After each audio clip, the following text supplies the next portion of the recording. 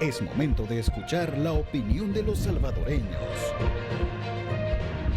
y encontrar un equilibrio entre la inmediatez y la profundidad.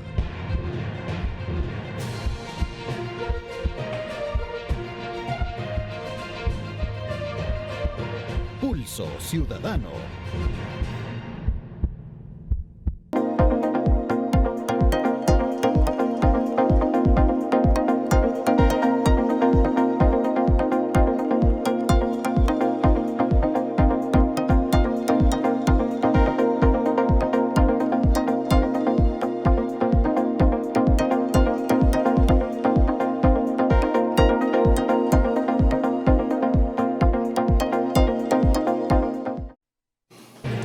Buenas noches, gracias por estar con nosotros en un programa más de Pulso Ciudadano.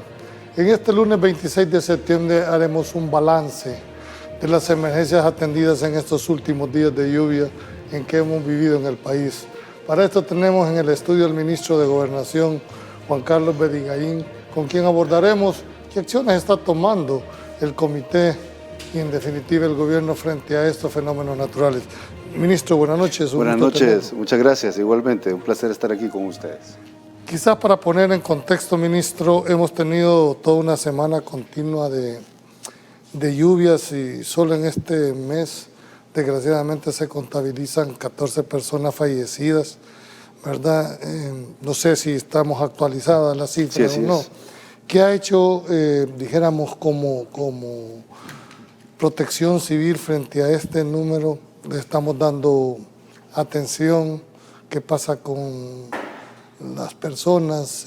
Apoyaron, vimos en la introducción que las lluvias no han dejado de ser cesantes. ¿Cómo están viendo ustedes? Y que todavía estamos con un mes y medio más de Falta la parte lluvia. más fuerte, ya estamos en la parte más fuerte del invierno, de hecho. Lamentablemente sí llevamos ese saldo de 14 víctimas.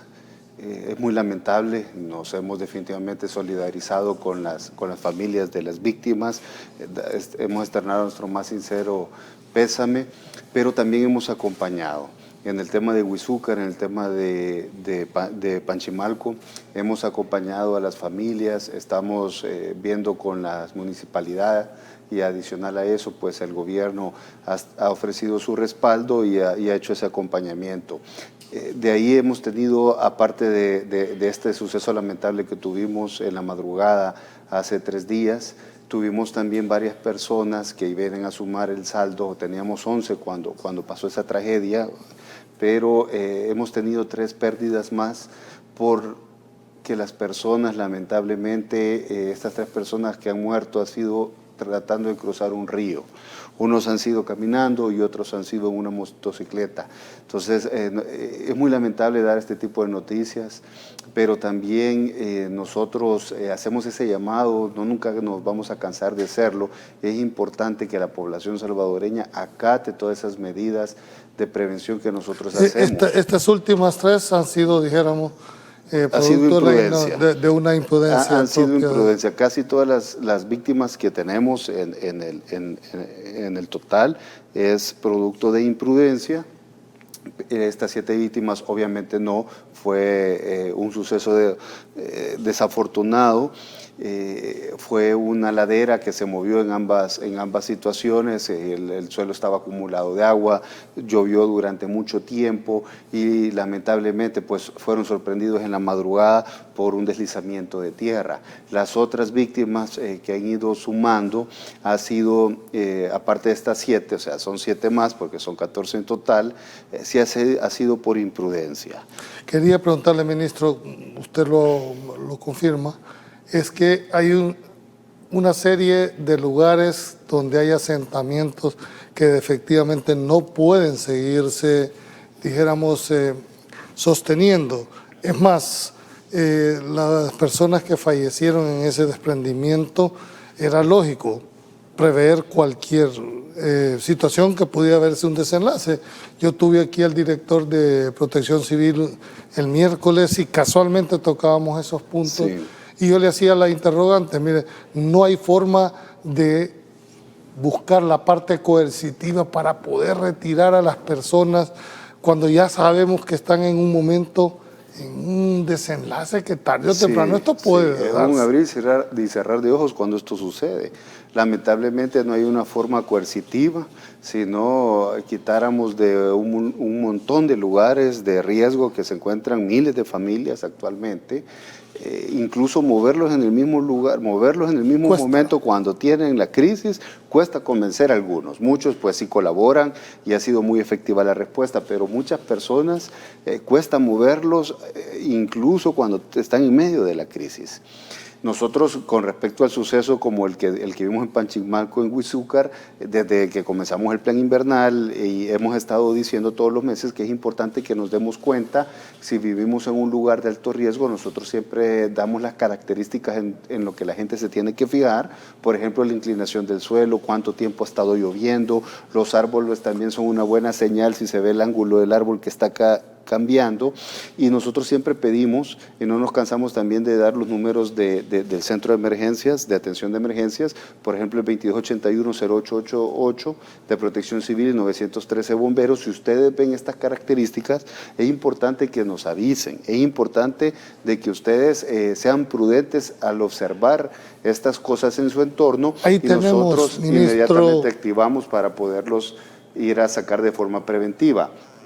Obviamente, muchas veces pensamos que no nos puede pasar. O sea, y hay más viviendas alrededor de donde fue esta tragedia, ¿verdad? Que es como un llamado de alerta. No sé cómo decirle.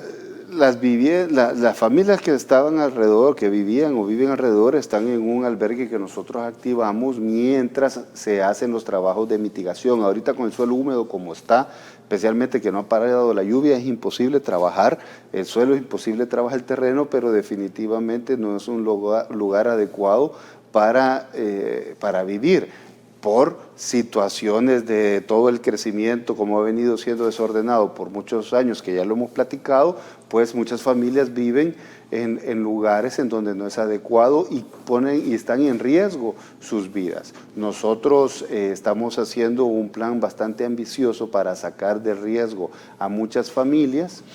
¿Han por lo menos previsto usted reubicar a estas personas? Hemos previsto reubicar a estas personas. Ahorita están en un albergue los vecinos y familiares de Huizúcar, por lo menos. También en Panchimalco tenemos un albergue de vecinos también donde fueron afectadas la otra familia que sufrió esta tragedia. Y cuando pase el agua o cuando nos dé un poco de respiro, la lluvia, vamos a poder intervenir la zona. Ahorita con el suelo húmedo no se puede trabajar. ¿Qué podemos prever para de aquí esta semana con esa cantidad de lluvia, ya el suelo totalmente saturado? ¿Qué podemos prever para todas estas cantidades? Lo que decía hace un rato, es importante, nosotros igual estamos haciendo monitoreos. Aparte de eso, de lo que le he contado, también nosotros hemos desplegado con las comisiones municipales de protección civil, las comisiones departamentales, un monitoreo constante y con los líderes de las comunidades, precisamente para observar esas características de la inclinación de las laderas, la inclinación de los árboles, la saturación del suelo, pero también es importante que las personas que habitan en estas zonas hagan también ese reconocimiento de su entorno y nos llamen. Nosotros igual estamos desplegando un equipo fuerte, lamentablemente no podemos cubrir todo el territorio y el mismo ejemplo de que no podemos cubrir, aunque quisiéramos estar a la par de cada salvadoreño salvaguardando su vida, es imposible, y por eso hacemos el llamado que las otras 7 víctimas que hemos perdido ha sido por imprudencia, porque son muy temerarios al cruzar un río o a subestimar la corriente del río que van a cruzar. Así que es importante también que tengamos esa conciencia y ese autocuidado. ¿Qué rol está jugando la alcaldía? Yo sé que forman parte del comité municipal, pero no me refiero como parte integrante del comité, sino en su rol municipal, que tiene un contacto más directo con la ciudadanía. ¿Han encontrado ustedes con los alcaldes para poder, dijéramos, tratar de convencer a esta gente que se retire, puesto que ellos son más identificados con el alcalde? Sí, bueno, definitivamente hacemos un trabajo articulado. El Sistema Nacional de Protección Civil incluye las alcaldías, por supuesto. Los gobernadores son los directores departamentales de Protección Civil y ellos se articulan con las alcaldías de su departamento. Se apoya obviamente con la municipalidad y se apoya también con los líderes comunitarios para hacer esa labor de conciencia de poder sacar a las personas de forma preventiva. Definitivamente se hace todo el tiempo, pero muchas veces las personas no colaboran, otras muchas veces las personas sí colaboran, y por eso es que actualmente tenemos 10 albergues activos. Muchos de estos albergues activos no han sido necesariamente por producto de una reacción de una emergencia, sino que más del 50% de los albergues que tenemos ha sido de forma preventiva, que hemos evacuado a estas familias. Así que hay gente que hace caso, pero otras que todavía tienen que poner de su parte para dejarse ayudar. ¿Cuántos albergues en este momento, estamos atendiendo y cuántas víctimas se están atendiendo? Tenemos 10 albergues activos, tenemos 176 personas en estos 10 albergues, estos son 49 familias, y tenemos 46 albergues en total a nivel nacional. Empezamos el plan invernal con 34, ya llevamos 46 preequipados de forma preventiva, y de esos 46 tenemos 10 actualmente activos y se están atendiendo 176 personas. El nivel, yo tengo en mis datos 49 familias, ¿es así? 49 familias. Ok, el nivel, dijéramos, de atención que tienen estos albergues están diseñados para, dijéramos, darles todo el soporte a las 176 personas. Así es. El año pasado inauguramos la dirección de albergues y precisamente la intención eran varios. Teníamos varios objetivos. Uno de ellos es ya no utilizar la infraestructura del Ministerio de Educación, porque una vez que esta se desocupaba, dejábamos muchos daños, y adicional a eso no se podía dar una atención digna adentro de las escuelas. La escuela no está diseñada. No está diseñada para eso. Entonces nosotros decidimos instalar la dirección de albergues y fuimos a ver cómo eran los albergues a nivel internacional, o cuáles son las características de un albergue con características internacionales. Hicimos una implementación con tecnología de una aplicación que esta nos ha servido también para llevar un buen inventario de toda la ayuda y también los recursos que el gobierno implementa para atender los albergues, pero también llevamos un buen registro de la demografía del albergue y todas las características de las personas. Esto sirve también porque una vez que se activa un albergue, automáticamente, aparte de la Dirección de Albergue y Protección Civil, se activa el Ministerio de Salud, que da la atención preventiva, o si hay alguna situación especial, pues los doctores del Ministerio de Salud se activan en el albergue, el CONNA, el despacho de la primera dama y el ISDEMU también se activan de forma automática, y con esto nosotros garantizamos una atención digna, cosa que no se miraba en gobiernos anteriores, y en estos gobiernos pues ahora se está trabajando muy diferente la atención de los albergues, en donde se dignifica la atención de las personas que han sido afectadas. De estos 56 albergues disponibles, ¿cómo están distribuidos, ministro? Tenemos, de los 46 albergues, tenemos 10 en San Salvador. ¿Son 46 son 46, o 56? No, 46. 46. Son 46, los tenemos 10 en San Salvador, 7 en La Libertad, 7 en La Unión, 4 en Santa Ana, 3 en Usulután, 3 en Chalatenango, 3 en La Paz, 3 en Sonsonate, 2 en Aguachapán, 2 en Morazán, 1 en San Vicente y 1 en Cuscatlán. Y de estos 46 tenemos 10 activos, tenemos 2 en La Unión, 1 en La Paz, 1 en La Libertad, 1 en Sonsonate, 1 en Chalatenango, 1 en San Salvador, 1 en Santa Ana, 1 en Santiago Texacuango, San Salvador, y 1 en San Marcos, San Salvador. ¿Cuál fue el criterio que utilizó, dijéramos, Protección Civil o ustedes como gobernación para determinar por qué a San Salvador le vamos a dar más albergues que a la zona oriental o a la zona? ¿Es por el nivel de incidencia? Es por el nivel de incidencia y también el nivel de población. El nivel de población, pero no solo fue eso, también los albergues están situados en puntos estratégicos. Esa es una muy buena pregunta. No solo fue el diseño de los albergues, sino que también el diseño de los tácticos operativos de Protección Civil y cómo se ha distribuido estos elementos que atienden las emergencias y por supuesto los albergues que atienden los damnificados. Se hizo un análisis de un historial de 20 años de afectaciones y en base a esos 20 años de afectaciones y los tiempos de reacción establecieron posibilidades. Hemos distribuido tanto los albergues como también los equipos tácticos operativos para poder dar esa atención. O sea que no es una decisión antojadiza donde, bueno, aquí creemos que deberían de haber 5, sino que ha tenido el avance. Correcto. dijéramos, el nivel de incidencia, antecedentes para que... Tenemos un historial, la cual nos ha hecho para que tengamos, o nos ha facilitado para poder tener un buen criterio para una decisión estratégica. Estos albergues, ministro, lógicamente van a la base también alimentación, ropa, y esto nace o es sufragado de su mismo presupuesto ordinario que tiene el ministerio, ¿o hay un refuerzo? La dirección de albergues tiene un presupuesto, tiene un presupuesto para cubrir todos los incidentes que nosotros proyectamos en el año. Pero adicional a eso, y lo que le contaba, cómo llevamos ahora el inventario de los insumos que se dan para atender a los damnificados, eso también ha abierto las puertas para la ayuda internacional o los organismos sin fines de lucro que ayudan en este tipo de situaciones. Eso nos ha permitido trabajar de una manera más articulada y más abierta con todas las organizaciones que se dedican a este tipo de atenciones cuando hay damnificados. Nos dan más ayuda y todavía se hacen incluso programas que antes no se tenían porque las cooperaciones se ven o se sienten más seguras dando su cooperación porque saben que de verdad está llegando la cooperación a las personas que lo necesitan. Bien, tengo que ir a un corte comercial cuando hablamos precisamente ese punto. Ese nivel de credibilidad que han logrado ha sido en base a la experiencia que ustedes están... Ok, no nos cambie, ya volvemos.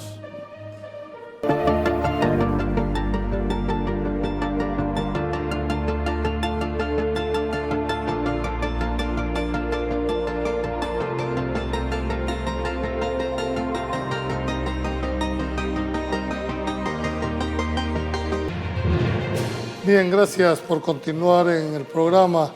Ministro, antes de irnos al corte comercial, dejamos planteada una interrogante y era el hecho de que han tenido, dijéramos, apoyo de muchas ONGs que han visto, dijéramos, la forma de cómo canalizar la ayuda a través de, dijéramos, del Comité de Protección Civil. Pero ¿a qué cree usted que se debe, dijéramos, esa confianza, dijéramos, en buscarlos como el mecanismo para hacer llegar la ayuda? Bueno, definitivamente es por la buena administración que se está implementando, no solo la buena administración, sino que también viene a sumar la transparencia, cómo se manejan los fondos y cómo se manejan los insumos. ¿Rinden cuentas ustedes después de que les dan esto? Sí, por supuesto, rendimos cuentas y no solo rendimos cuentas después, sino que en el momento tenemos una aplicación, la cual la lanzamos y la empezamos a utilizar el año pasado, en el invierno del año pasado, en donde nosotros llevamos el registro del inventario, obviamente de todo lo que tenemos como Ministerio de Gobernación, Dirección de Albergues o Protección Civil, pero también de la ayuda que llega de estas organizaciones. Entonces, ahí se va llevando el inventario en una matriz en donde se puede rendir cuentas de forma automática y lo mismo se hace en la misma aplicación con lo que le comentaba, la demografía y las situaciones particulares de cada una de las personas albergadas. ¿Cualquiera puede accesar a ese tipo de información? Cualquiera de las personas que están trabajando en función a lo de la administración del albergue, o sea, Dirección de Albergues, Protección Civil, Gobernación o las instituciones que nos están colaborando. Ok, quitado, dijéramos, despejado el tema de la transparencia, vimos este fin de semana que también falleció una persona en el oriente del país que fue arrastrada con todo y motocicleta. Falleció esta persona. Sí, lamentablemente falleció, fue arrastrada con todo y motocicleta, es lo que mencionábamos al principio, que son muy temerarias a veces las personas y como siempre pensamos que no nos va a pasar a nosotros, lastimosamente es cuando nos vemos sorprendidos, ya sea porque subestimamos la fuerza del río o porque a veces las crecidas nos sorprenden. Entonces es importante hacer ese llamado a la prudencia, es mejor esperar, siempre lo decimos, mejor perder 1 hora, 2 horas de nuestras vidas que perder nuestras vidas en ese momento. El país está dividido, dijéramos, en 3 zonas, ministro. ¿Hay alguna razón específica del por qué la zona oriental hoy en estos últimos ha sido más afectada que las otras 2 zonas? Bueno, puedo entender la zona costera porque aunque llueve arriba, pues al final va a parar en algún lugar. Correcto. Pero ¿alguna razón o es mala la percepción que tenemos que la zona oriental es la...? No, en los últimos días ha sido la zona oriental la más golpeada. La semana pasada tuvimos bastantes afectaciones en La Unión y en San Miguel y también en Chalatenango. Y eso es porque la semana pasada estuvo lloviendo bastante en Honduras y es la gravedad del agua pues que baja y nos hace esas afectaciones. La cadena montañosa de la zona norte, pues que es en Chalatenango, en La Palma, estuvimos bastante activos trabajando con la alcaldesa de La Palma, quien estuvo muy activa, todavía sigue trabajando, pero tuvo bastantes días duros. Nosotros como Protección Civil, como bomberos y como la Dirección de Albergues les estuvimos ayudando bastante. También en La Unión con nuestros gobernadores, tanto en Chalatenango, La Unión y San Miguel, estuvimos bastante ocupados. En La Unión tuvimos que abrir en La Unión 3 albergues en aquel momento. En Chalatenango tuvimos que abrir 4 albergues y en San Miguel tuvimos varias afectaciones. Así que la semana pasada recibimos bastante afectaciones en la parte oriental y en la parte norte, y esta semana hemos estado atendiendo bastante la zona del área metropolitana y hemos tenido también afectaciones en Santa Ana y en Sonsonate, sí, y en Aguachapán. ¿Se mantiene la alerta estratificada? Se mantiene la alerta estratificada, eso es muy importante para que la población salvadoreña esté atento. ¿Qué significa que se mantiene la alerta estratificada? Puntualmente la actual es que tenemos alerta roja en 28 municipios y el resto se mantiene este día y se va a seguir manteniendo probablemente en los próximos días. Tenemos 28 municipios en alerta roja y el resto del país en alerta naranja. Todas las mañanas hacemos una clínica muy importante con el Ministerio de Medio Ambiente, en donde retroalimentamos la información y los diagnósticos que ellos dan con respecto al clima. Con Protección Civil se toman las decisiones, hay unos criterios establecidos en base a los pronósticos, y así es como se va actualizando las alertas. Por eso es que ustedes ven que a eso de la media mañana, mediodía, es que se actualiza, o depende si hay alguna situación de emergencia, pues eso cambia. Pero probablemente, así como estamos viendo el clima y cómo se está comportando y tenemos la proyección, se va a mantener la alerta estratificada tal cual como está. Vimos lugares como Santana, Santa Tecla. En cuestión de una hora Santana demostró, dijéramos, lo vulnerable que es, sí, que es el municipio. Y hoy usted nos confirma que se va a mantener la alerta roja. Correcto. Dentro de esa visión, hoy levantaron la prohibición que había de las clases. ¿No piensan quitarla? Nosotros hemos hecho la recomendación al Ministerio de Educación cuando emitimos la alerta estratificada, pero es el Ministerio de Educación quien tiene la competencia de la cartera de educación, quien oficialmente toma la última decisión, sí, en ese caso. Como Protección Civil, nosotros no podemos parar clases, no podemos, okay, no tenemos esa potestad o esa facultad, más sí hacemos las recomendaciones respectivas de acuerdo a cómo estamos nosotros recibiendo la información del Ministerio de Medio Ambiente y todos los criterios que tenemos como Protección Civil. Esto se traslada al Ministerio de Educación, pero es el Ministerio de Educación quien tiene la potestad o la facultad legal para decir si se suspenden o se pasan las clases a modo virtual o se reanudan clases. Ok, esto me hace, le hice esta pregunta porque por lo menos en 28 municipios no debería de haber teóricamente hablando clases, pues por el nivel de riesgo que se tiene. De hecho, así decía el comunicado del Ministerio de Educación. Entiendo que dejaron la potestad a los directores departamentales, precisamente porque tenemos dosificado en diferentes municipios y de diferentes departamentos la alerta roja. Es importante que la población entienda una cosa. Alerta roja es cuando ya tenemos una afectación. La alerta roja no es preventiva. La alerta roja significa que tenemos una afectación y que todo el aparato del Estado, incluyendo las municipalidades, están trabajando para la afectación en el municipio donde se decretó la alerta roja, y alerta preventiva es el mayor grado de alerta preventiva antes de tener algún incidente. Así es como funciona, así que alerta naranja es importante de que sigamos acatando las medidas que estamos diciendo como Protección Civil, que tienen que prestar mucha atención. Por ejemplo, no nos crucemos por favor los ríos, no nos arriesguemos a cruzar ríos. Tengamos mucho ojo a todas las características que hablamos sobre la saturación de agua en el suelo, el nivel de inclinación o el ángulo de los árboles si vivimos en una zona en donde tenemos laderas al costado, y por favor usemos el sistema. El sistema, de nuevo, lo repetimos constantemente: Protección Civil 2281-0888 o Bomberos 913 o PNC 911. Nosotros estamos las 24 horas pendientes, y también aparte que tenemos todo el contingente que hemos contado haciendo inspecciones.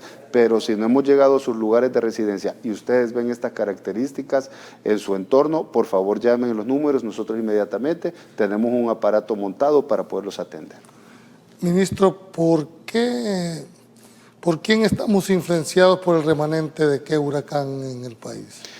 Bueno, hemos tenido una onda tropical desde la semana pasada y ahora que se formó el huracán Ia, como nos explicaba nuestro ministro de Medio Ambiente, le dicen la cola, pero es en realidad lo que empuja el arrastre del huracán, está empujando también toda la humedad del Pacífico y eso hace que esté entrando humedad y tengamos tormentas en la cordillera del Bálsamo, en las zonas costeras, adicional a todas las afectaciones que se tienen desde el lado norte. Así que... ¿Y cuánto tiempo prevemos que vamos a estar bajo esa influencia? Creemos que la influencia va a estar toda la semana, pero por eso es importante que estemos también pendientes a los pronósticos del Ministerio de Medio Ambiente, que ellos todos los días los están actualizando.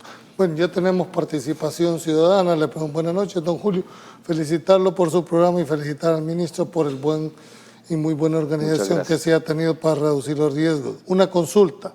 ¿Se está monitoreando constantemente para ver si más municipios se podrían incluir como alerta roja en las alertas estratificadas que se tienen en este momento? Sí, por supuesto. Entiendo que tienen activadas las Tenemos activadas las 262 comisiones, todos los gobernadores están dando su mejor esfuerzo, de hecho son muy importantes para esta articulación y todos hacen un gran trabajo. Así que tenemos monitoreo en todos lados. De nuevo, por eso es que tenemos alerta naranja en todo el país, eso significa que tenemos a todo el sistema activo, todo el sistema haciendo inspecciones y haciendo la respectiva reacción según el caso que encontremos. Alerta roja es cuando ya tenemos una afectación. ¿Por qué alerta roja es cuando tenemos una afectación? Es porque esto nos permite, nos da facultades, tanto al Ejecutivo como a las municipalidades, para poder hacer ciertas intervenciones correctivas en donde hayamos tenido afectaciones. Pero alerta naranja, de nuevo, es el nivel más alto y eso es lo que hemos hecho, es por tener ese nivel de alerta naranja, desplegar a todo el sistema completo en todo el territorio. Una pregunta, ministro.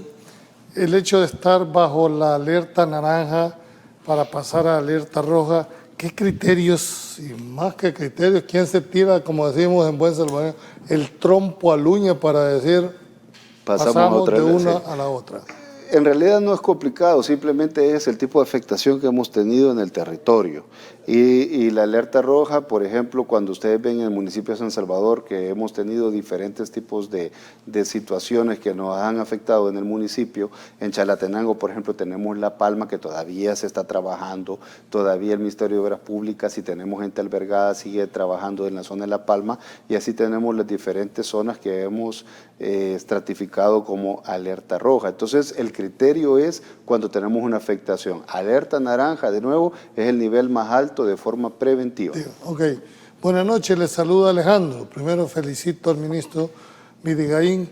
Pregunto, he escuchado que si alguna vivienda ha sufrido algún daño a causa de las lluvias, podemos llamar al centro de emergencias de Procivil. Lo que quiero saber es qué tipo de ayuda se le brinda a estas personas afectadas con daño en su casa. Muy importante la pregunta y recordemos que el gobierno del presidente Nayib Bukele es un gobierno que funciona de forma articulada y adicional a eso está modernizando las instituciones. Cuando sucede algo como esto, obviamente nos activamos para atender la emergencia, pueden llegar bomberos, puede llegar protección civil, pero si tenemos una afectación en la vivienda, adicional de mover a las personas al albergue y las instituciones que les comenté antes atienden a las personas damnificadas, se articula también con el Ministerio de Vivienda para poder dar esa asistencia social a la vivienda de la familia afectada. Entonces, de nuevo, es una característica muy importante del gobierno del presidente Bukele en donde se activa cada una de las instituciones para dar una solución o una intervención integral al problema. La transición de la época lluviosa, dijéramos, a la época seca está prevista para la segunda quincena de octubre, pero todavía nos queda prácticamente un mes y semana, sí. De mantenerse este nivel. ¿Qué están previendo como comité? Ya la saturación. Sí, estamos preparados, nos preparamos con el plan invernal desde abril de este año, cuando lo lanzamos en su forma preventiva y ahora pues que estamos en el invierno y en este momento estamos en la parte más copiosa y fuerte del invierno y según los pronósticos nos falta mes, una semana todavía. Lo importante es que la población sepa que el gobierno está preparado, hemos modernizado las instituciones, hemos duplicado el personal, el recurso humano para poder atender a los salvadoreños. No, aquí nos dicen nuestros televidentes, dice, felicito por su programa, qué bueno es ver que están preparados en caso de una emergencia. Felicito al ministro por esa importante labor. Me gustaría saber si en dado caso fuera necesario, ¿se habilitarían más albergues? Por supuesto, nosotros por eso tenemos de forma preventiva los 46 albergues preequipados y si hay que habilitar en otro lugar en donde no tengamos uno de estos albergues, nosotros ya tenemos suficientes recursos para poder habilitar la cantidad de albergues suficientes. La dirección de albergues está preparada para mover en un solo evento más de 2.000 personas y albergar en un solo evento más de 4.000 personas. Así que, como les recuerdo, el gobierno del presidente Nayib Bukele está listo, está preparado y esos son los buenos resultados que ustedes han visto en este invierno. Buenas noches, vivo en Ciudad Delgado y la verdad es una zona un poco riesgosa en estas fechas.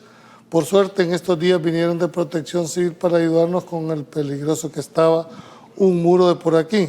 La verdad que hay mucha gente que se arriesga cruzando ríos.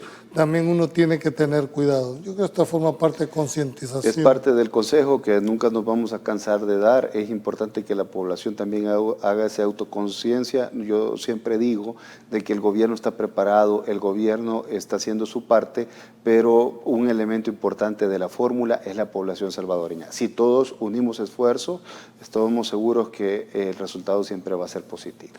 ¿Hay planes preventivos durante la época seca en los sitios de riesgo conocidos? Sí, claro, hay planes preventivos, por eso es que nosotros llegamos en muchas comunidades que usualmente tienen estas afectaciones precisamente con las unidades de transporte para poderlos sacar de forma preventiva mientras pasa la tormenta. Hemos visto en los videos de cómo esa cantidad de plástico, de basura que está aquí, hemos visto también iniciativas tendientes a penalizar, dijéramos, esa conducta.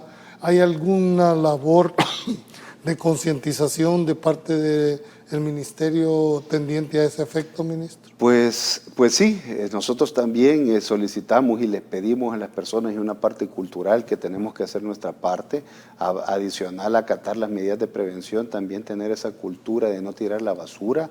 Muchas veces las inundaciones, bueno, no muchas veces, todas las inundaciones que tenemos en el área metropolitana o en las cabeceras departamentales donde siempre se inunda, es porque hay tapones de basura en las alcantarillas. Al final eso es algo que provocamos nosotros como personas, como habitantes. Es importante que también tengamos esa labor, esa sana educación de no tirar la basura en la calle, utilizar bien el servicio del tren de aseo y los horarios para no exponer a nuestros vecinos y a nosotros mismos. Bien, tengo que ir a un corte comercial. Cuando regresemos, quiero que apuntemos el tema de la prevención, pero con el tema de la basura. Yo creo que esa es la parte fundamental que a nosotros como ciudadanos nos compete. No nos cambie, ya volvemos.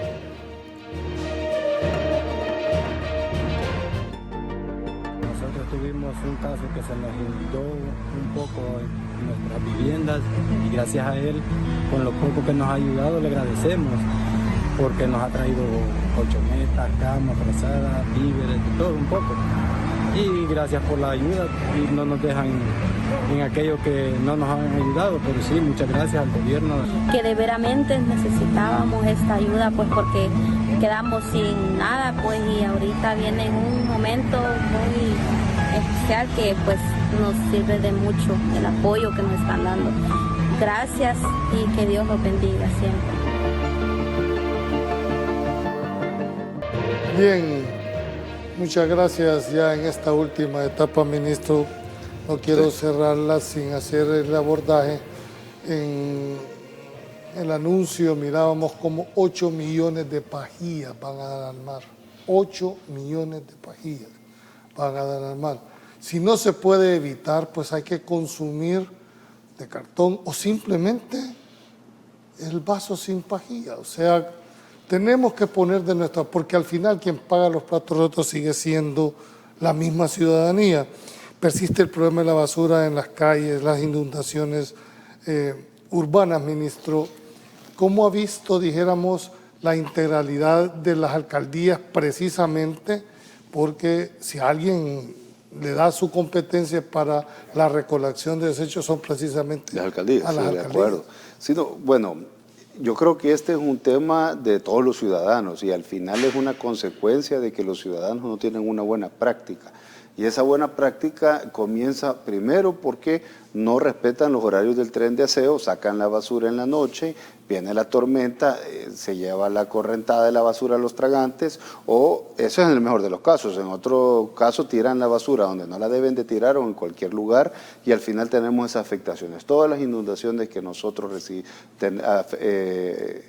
tenemos en las ciudades es por causa de la suciedad de las personas que no respetan el medio ambiente, no respetan a los vecinos y no se respetan a sí mismos, porque tiran la basura y ellos mismos al final terminan siendo su casa inundada o la casa de los vecinos. Nosotros tenemos una jornada de mitigación, pero se nos facilitaría mucho que las personas pongan de su parte y tengamos esta buena práctica de no tener basura. Esta jornada de mitigación se hace constantemente con los equipos de protección civil. Eso le iba a, ¿con qué periodicidad las jornadas de mitigación las llevan a cabo? Es parte del plan invernal.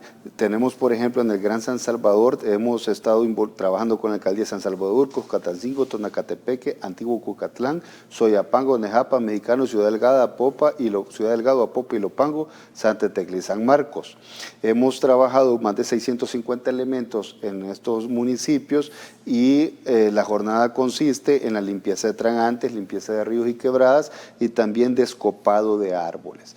¿Qué significa el descopado de árboles? Pues que quitamos las ramas que puedan hacer el efecto de vela, que esto pone en riesgo que los árboles se caigan y muchas veces también arrastran el alumbrado público.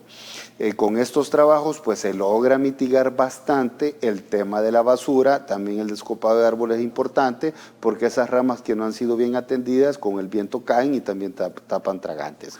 Pero a veces no es suficiente. ¿Por qué? Porque la población no pone su parte teniendo esa buena costumbre de no botar la basura. Así que hacemos ese llamado enérgico que por favor ya no sigamos botando la basura, pongamos de nuestra parte porque no solo nos afectan a los vecinos, también se afectan a sí mismos y a sus familias.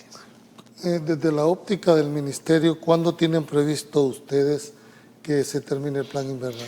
Esperamos que, bueno, según los pronósticos, se va a terminar a mediados de octubre. Estamos preparados para recibir siempre octubre con lluvia. Obviamente septiembre es el mes que más llueve de todos los inviernos. Este mes de septiembre ha estado lloviendo bastante comparado al año pasado, bastante más, pero creemos que octubre va a seguir lloviendo todavía. Vamos a estar actualizando con el Ministerio de Medio Ambiente el pronóstico. Cuando decimos se termine el plan invernal, no quiere decir que ahí cerró operaciones. ¿Qué se queda haciendo toda esta gente que está destinada hoy por hoy al plan invernal? Bueno, nos preparamos para el plan invernal del próximo año, en este caso 2023, y ¿hacen toda una evaluación? Hacemos toda una evaluación, hacemos mejoras, vemos qué más se necesita, nos preparamos precisamente en enero para poderlo lanzar entre febrero y marzo o abril, pero comenzamos a hacer ese trabajo con todas las instituciones. Este no es un trabajo solo que es protección civil, sino que todas las instituciones que conforman el Sistema Nacional de Protección Civil hacen esos talleres, empezamos a diseñar desde finales de este año el plan invernal del próximo. Es importante eso para que sepan, es otra característica importante del gobierno del presidente Nayib Bukele, que nos anticipamos a las acciones. Ahora los planes se hacen con suficiente tiempo para que puedan ser bien implementados de forma ordenada y por eso es que dan buenos resultados. ¿Cómo está la situación de Brisas de San Francisco, ministro? Bueno, la situación de Brisas de San Francisco actualmente estamos mudando a la mayor parte de la población, ya casi todos han sido desplazados, movilizados a viviendas temporales y el Ministerio de Obras Públicas está haciendo los trabajos que hay que hacer para darle una solución definitiva al problema pues que se heredó. Lamentablemente hace 20 años se construyó esa urbanización sin los permisos adecuados, las dos empresas que construyeron obviamente pues no hicieron lo que debían hacer, no tenían los permisos en regla y tampoco hicieron bien las obras que hicieron, y las consecuencias pues las comenzaron a pagar los habitantes años después, y los últimos años pues se incrementó esta afectación. Es importante recordar que Brisas de San Francisco no es obra pública, sin embargo el Ministerio de Obras Públicas está haciendo una labor titánica para trabajar en la zona. También se ha abierto un archivo en la Fiscalía que se ha abierto de oficio, porque hay responsabilidad civil detrás de esto y muy probablemente incluso hasta penal. Nosotros como Ministerio de Gobernación hemos dado esa asistencia social a las familias, mientras el Ministerio de Obras Públicas está haciendo y está invirtiendo en la obra. Eso último que usted planteó creo que es la óptica. Si bien es cierto, esta es una obra privada, pero al final a quien le está tocando enfrentar la irresponsabilidad que tiene en ese hecho es al gobierno. Por supuesto. ¿Verdad? Que no es el rol que debería ser. Debo de entender de que han activado todos los mecanismos que la ley les da para poder deducir las responsabilidades, incluyendo la penal. Así es, sí. De hecho, el fiscal, hablamos con él cuando pasó esto y definitivamente hay un archivo en la Fiscalía y ellos están haciendo su trabajo. Ellos están haciendo su trabajo para determinar las responsabilidades, y nosotros como gobierno pues ponemos como siempre en el centro de nuestras acciones a la población salvadoreña, y aunque no era obra pública, pues nuestra responsabilidad es la vida de los salvadoreños, y como objetivo y mandato del presidente Bukele, pues primero es la vida de las personas. Por eso es que en donde sea y como sea, aunque no sea obra pública, pues se debe de atender, y después obviamente pues el dinero que se está invirtiendo, que no debió de haberse invertido, sino que debieron de haberse dado los permisos correctos hace 20 años, y aparte que las empresas, el mismo banco que financió el proyecto y que no se aseguró, pues también debería tener alguna responsabilidad con estas dos empresas. Eso pues lo va a determinar ya la Fiscalía, y estamos seguros de que ese trabajo pues también pronto va a dar buenos resultados, tanto para que el gobierno recupere, pero también las familias que fueron estafadas, que fueron afectadas porque se les vendió una propiedad que no era adecuada para vivir. Es correcto, es decir, yo me pongo a pensar en los zapatos de esta gente que han pasado trabajando 20 años para ver que en un segundo todo el todavía hay fruto, hipotecas abiertas. Hipotecas de eso se va. Sí. Es decir, este país necesita ejemplarizar, ministro, para que no se vuelva a repetir situaciones como esta. Sabemos que ustedes continúan ayudando al traslado de algunas familias. Correcto. Al final, ¿cuánto han dejado este lugar de visa? ¿Tiene el dato? No tengo el dato en la mano, son 190 familias en total, pero todos los días estamos mudando. Yo creo que ya falta muy poco para que terminen de mudarse las últimas familias. El Ministerio de Obras Públicas está trabajando más tranquilos, más cómodos, y las familias no están en esa zozobra en la cual estuvieron durante 20 años. Así que yo tuve al ministro de Obras Públicas y le dije que si estaban previendo ellos hacer un traslado, porque les están apoyando hoy por hoy con dinero para que alquilen, para que se trasladen. La pregunta que le quiero hacer, ministro, en ese tema es que si hay toda una articulación de parte del gobierno, incluso ¿ustedes están previendo mantener esta medida por 1 año, por 2 años o por cuánto tiempo? No, es un año lo que se ha proyectado al Ministerio de Obras Públicas para terminar la obra que se tiene que hacer para una solución definitiva. Ya van unos cuantos meses de trabajo, así que esperemos que en menos de 1 año pues ya las familias puedan regresar a su residencia. A los que les quedó casa, pero los que no. Obviamente con los que no les ha quedado casa, pues también se están tomando medidas para eso. O sea, se va a dar una solución integral para todos. Bien, ministro, ¿cuál es el llamado? Al final sabemos que estamos en la época más complicada, suelos saturados, sabemos que todavía vamos a tener toda esta semana lluvias, deslizamientos. Revisaba han habido 11 deslizamientos en lo que va de la semana, 3 muros colapsados, ¿verdad? Un vehículo, viviendas afectadas. ¿Qué esperan o qué mensaje mandarían ustedes a la población, sin alarmar, pero mandar un mensaje contundente? Sí, bueno, principalmente atender las recomendaciones que damos como autoridades de protección civil, pero especialmente en donde hemos tenido bastantes pérdidas que lamentar, que es en la cruzada de ríos. No crucen los ríos, no subestimen la fuerza de la corriente del agua.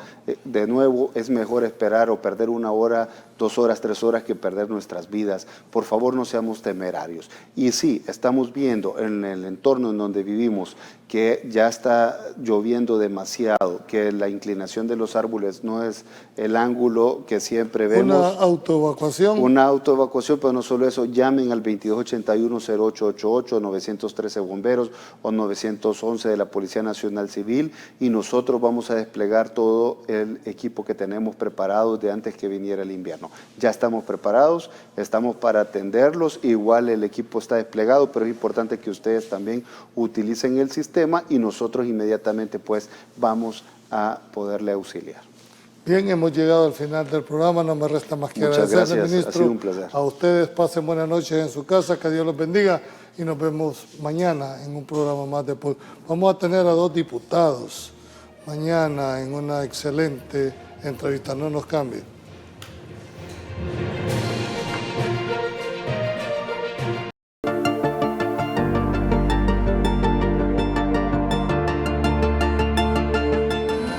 El derretimiento de los glaciares producto del cambio climático podría generar una crisis alimentaria el próximo año, asegura el presidente del CESTA, Ricardo Navarro. Todo el derretimiento de los polos tira más agua dulce, debilita una corriente que atraviesa todo el Atlántico, corriente termolina se llama.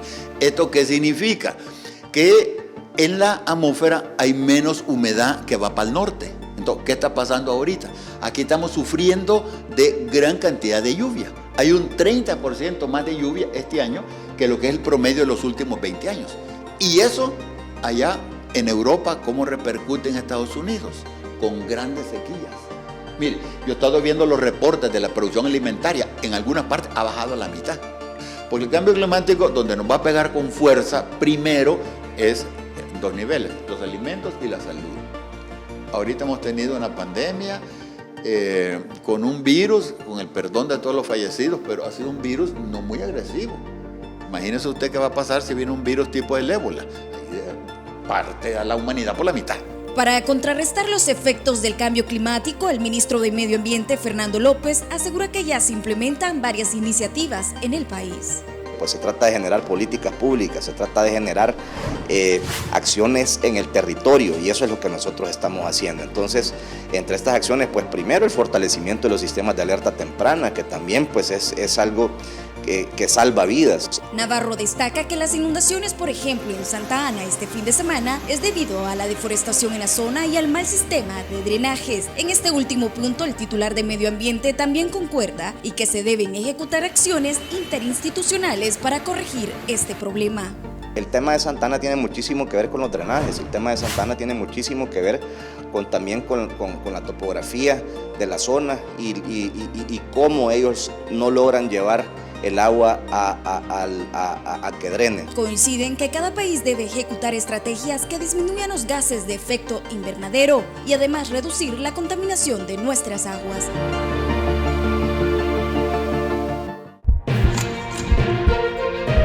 Esto fue Pulso Ciudadano, el programa donde las opiniones de los salvadoreños son escuchadas. Los esperamos en la próxima emisión.